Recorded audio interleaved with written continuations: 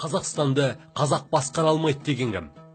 Алаштанушы ғалым, жазушы Тұрсын Жұртбай 2010 жылы Айқын газетіне берген бір сұхбатында қуғын сүргіннің құрбаны болған қазақтың арда азаматтары Рысқұлов пен Сейфуллин жайында былай деп жазыпты.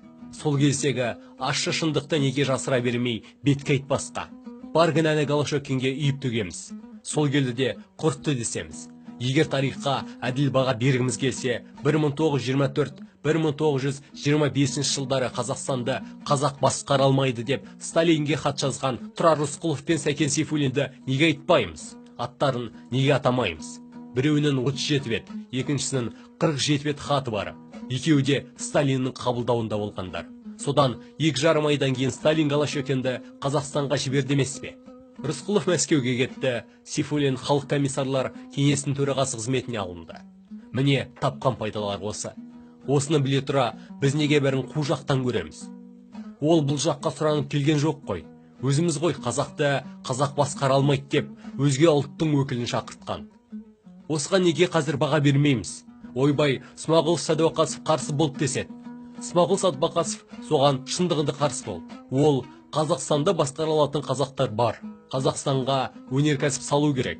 Біз жүнді неге Қазақстанда қырқып, Өзбекстанда жуып, Ресейдің Иванов қаласында тоқтамыз? Неге осының бәрін бір жерде сетпейміз? Бүйте берсек, шикізаттың республикасы болып қаламыз ғой деп, сол кездің өзінде Сәдуақасов шырылдады емес пе? Сондай-ақ ол оқу ағартуды мемлекеттік тіл қазақ тілінен бастауға тиіспіз деді. Сол үшін жергіліктендіру деген заң қабылдапты. Ойбай, бұл ұлтшылдық дестік. Оған қарсы күрес басталды. Осының бәрін талдап, қысқасы бұлақтың басын ашуға тиіспіз ғой. Екіншісі, алашордашылдар ұсталсын, тәркілеуге бөгетін тигізеді. Мойынсерікке қарсы көтеріс бастайды. Осы науқан тездетілсін деп Ақжол газетін жаптырғандар кім? Тағы да манағы екеуі. Мұның бәрі архивтерде қаттаулы тұр. Көз жетпегендер маған сенбесе, архивке барып сөресін ақтарсын, таныссын. 1927 жылғы тәркілеуде қазақ халқы үлкен күйзеліске ұшырады. Мәскеуден арнайы сапармен Қазақстанға келіп, коллективизация тездетілсін деп, комиссия құрып, басқарып, баяндама жасаған кім? Айтшы, кім? Ертай Елназаров секілді адамдарды жан-жаққа аттандырып, тәркілеуді жеделдеттірген, иісі қазақтың малын ортаға салуға үгіттендірген кім? Тағы сол Рысқұлов.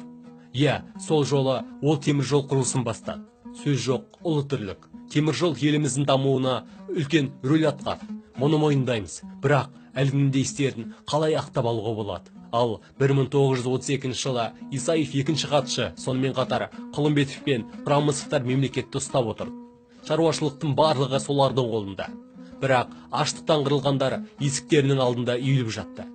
Комсомолдар өліктерді күн-түн демей жинап әкетіп жатты. Оны Голошекин де өзгелерді біліп отыр. Бір шара қолдануға болар еді ғой. Бір жыл емес, халықтың аштықтан қынадай түсіп жатқанына 2 жылға аяқ басты. Сонда деймін ғой, мемлекет не істеп отыр?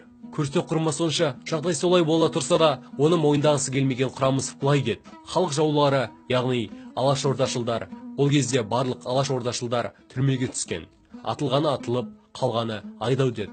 Яғни сол алашордашылдар халық шаруашылығында күйзеліс бар дейді. Бірақ ол алашордашылдардың шығарған өтірігі. Біз қажет болса, революция үшін барлық қазақ халқын құрбандыққа шалуға даярмыз деп баяндама жасаған. Мұны айтқызып отырған кім? Әрине, дәл осы сөзді Мәскеу айтқызған жоқ. Қазақтардың өздері айтып отыр. Қазір солардың аттары аспандап тұр, көшелер берілген. Осы жолдарды оқып біртүрлі болып қалдым. Өйткені бұған дейін Тұрар мен Сәкен ағалардың аруағын қатты қадірлеп келген едім.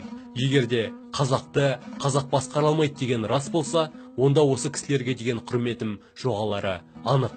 Шындығы қайсы сонда?